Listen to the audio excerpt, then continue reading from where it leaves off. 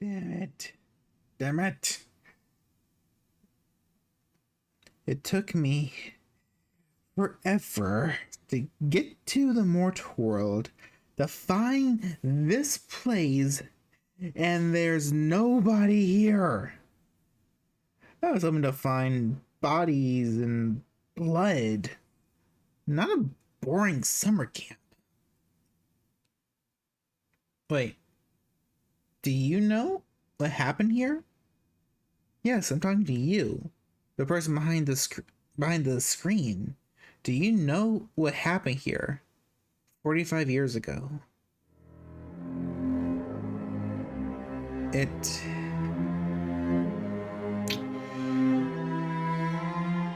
was a tragedy. A series of tragedies, really, but they all happened. It all happened on that day, on that Friday the 13th. Ever since that incident, Camp Crystal Lake will forever have been known as Camp Blood.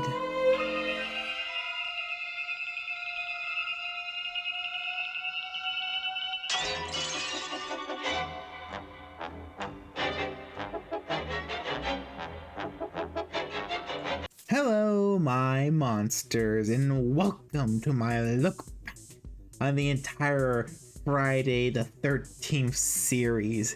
Yes, we're gonna try to do all the Friday the 13th films and even the TV show through till the end of summer. Knowing my track record, probably isn't to past summer. So if you want to see me rant about all these movies, please hit like and subscribe, leave a comment. It helps so much for this channel. It really does, and I appreciate every second you spend on my videos. The Friday the 13th. And well, this is a different beast, to be honest, because when everybody thinks of Friday the 13th, they think of our good old hockey mask boy Jason. But before there was Jason and the outrageous kills, there was the original Friday the 13th, which was released on May 9th, 1980, earning a total $59.8 million on a budget of $550,000. In Friday the 13th, we follow a bunch of youngsters as they are getting together to reopen the famous Camp Crystal Lake summer camp. But a mysterious individual starts stalking and picking them off one by one until there's only one survivor. It's kind of well known by now that Friday the 13th was a ripoff of John Carpenter's Halloween. I had this title some time ago called Friday the 13th, and I said to myself, if I had a film called Friday the 13th, I could sell that. And Sean called me up and said, Halloween is making incredible money at the box office, let's rip it off. That is keeping it real. Here's what we're going to do. We're going to take out an ad in Variety and put at the top, from the people who brought you Last House on the Left comes the most terrifying film ever made. And also supposedly, the original title Miller came up for the movie was Camp Blood, but Cunningham threw it away. I mean, they already got the title Friday the 13th, but you gotta keep and use that title. The film cast, which includes Adrienne King and a young Kevin Bacon, are great at being likable kids, teenagers, young adults who are kind of just having fun. And I think fun is a fun I think fun is a fun word to use here, because I had a lot more fun in this latest viewings I did for this video. Just watching the cast interact with each other, it was nice. Kind of a smile on my face in a small moments. And I just had to say this, I always loved Robbie Morgan's Annie, technically the first camp counselor in the modern time version modern times segment of the movie. I don't know, she just seems so cute and lovable and kind. I just don't know, I just really liked her. I really liked her. I wish we got to see a little bit more of her before she got brutally executed. There seems to be some past relationship between King's Alice and her boss Steve Christie, played by Peter Brovier. How are you supposed to say that? Which I always thought strange because it never goes anywhere. Chrissy leaves the camp and is gone for so long, like he basically disappears from the film. I wouldn't be surprised if some audience members forgot about him. And then he does show up, he goes for a burger. He gets, car stops working. The cop drives him up back to the camp. And then he dies off screen, or at least mostly off screen. We don't see the full death, which sucks because the kills make this movie, done by the legendary Tom Savini. The kills, they save this movie. Axe kill, which just has such a beautiful impact. The gory scene of the guy hanged to the wall. But hands down, the best killer has to be Kevin Bacon. Relaxing past sexy time. Kevin gets a... Oh my god! This was achieved by tucking Bacon's body under the bed and applying makeup to blend him with a prop that they can just shove the arrow through. They also had some trouble with the blood tube, so somebody had to blow into the tube to get the rest of the blood to come out. But unfortunately, there was one kill that wasn't fake. In the middle of the film, Alice gets scared by a snake in one of her cabins and asks the boys to kill it. And they do.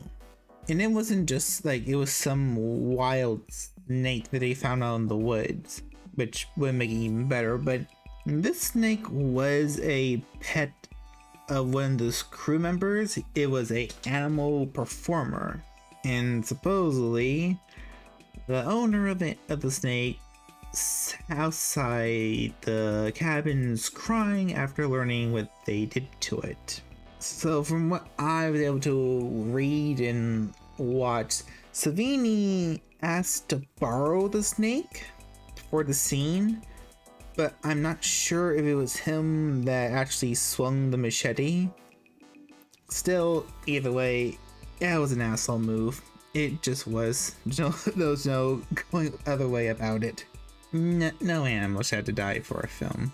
I mean, I have my own issues with snakes, I will be honest about that, but they are still beautiful animals that I want to observe. At least 5 feet away with a good glass covering.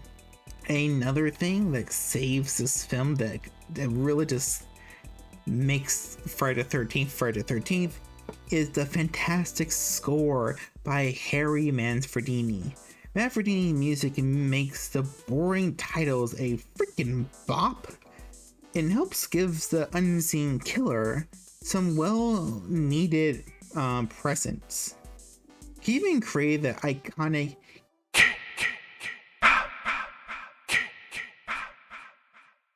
and yes, it is kiki mama. It's not ch. We'll talk about that later. We'll talk about that one later. While the kills and music are awesome, I gotta be honest, this movie kind of sucks. Mostly to do with how, well, boring it is. There's big chunks. What did that tick on me? There's big chunks where nothing happens.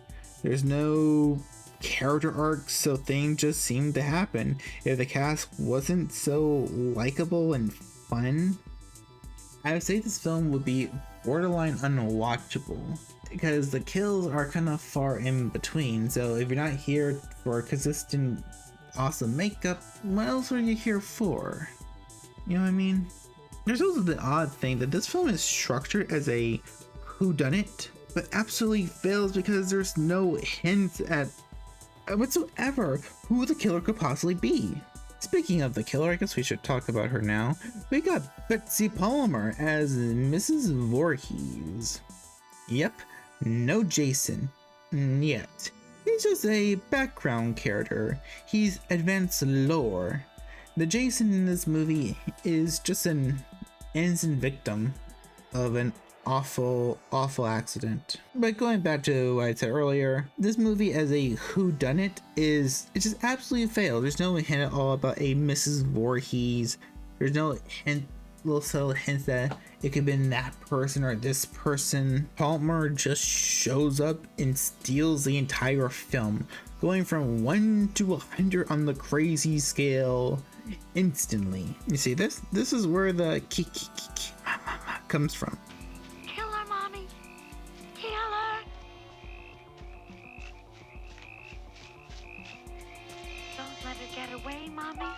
Don't let her live. I won't, Jason. I won't.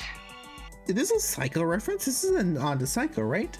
Because in Psycho, Norman Bates, he develops this murderous alter in the form of his mother.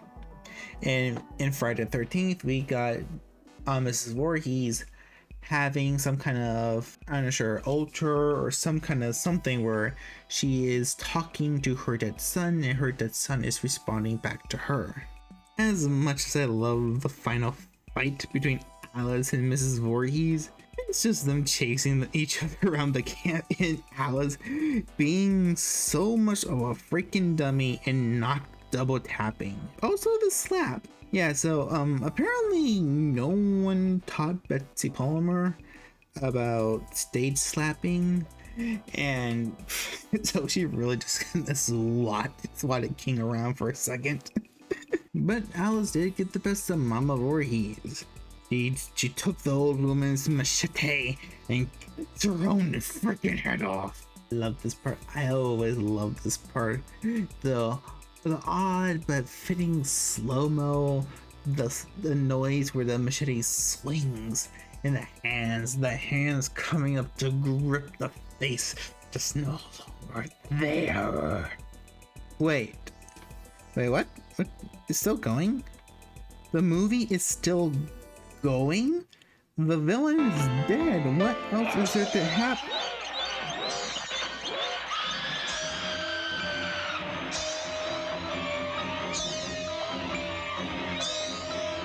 Oh. Shit.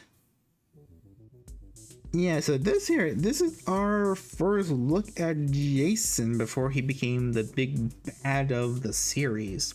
So apparently from basically so many different sources can credit this. So I think in the original script they didn't really have an ending after Mrs. Voorhees died.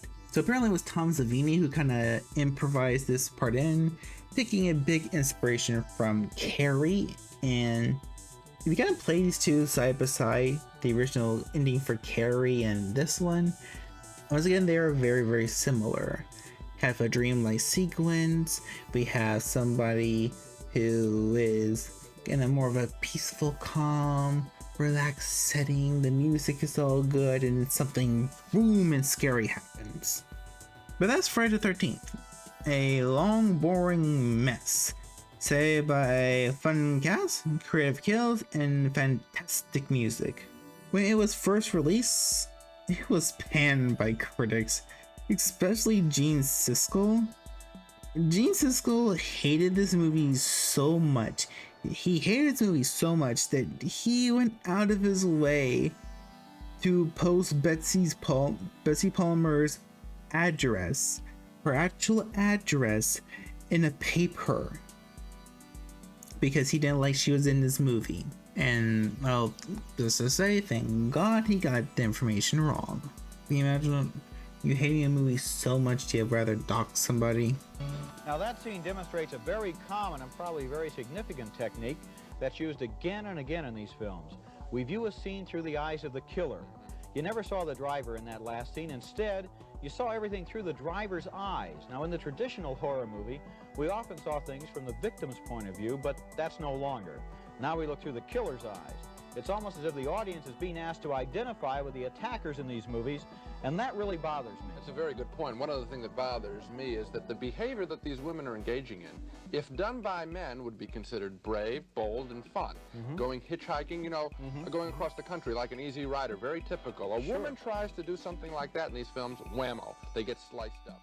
But the film was loved by the audience, which probably helped by the great marketing. Once again, look at these posters. Look at the trailer for the original Friday the 13th. It is creepy and scary and haunting. You just want to, you just wanted to sit down and see what's going to happen. You know what really happened wasn't a whole lot. Friday the 13th. You may only see it once, but that will be enough. Friday the 13th would come back not even a year later, this time with Jason taking the place at center stage. But yeah, this is my thoughts and opinions of the original Friday the 13th, which is always been kind of mixing in my head growing up throughout the years. This was the film, the first film was one I watched the least and got the least amount of fun or gore out of it. So it was kind of interesting watching it this year and finding myself, well, still find the film very boring, but enjoying it much more than I ever had growing up. I'm not sure it's a mature thing, or maybe something about this movie has aged well, or at least for me. I don't know.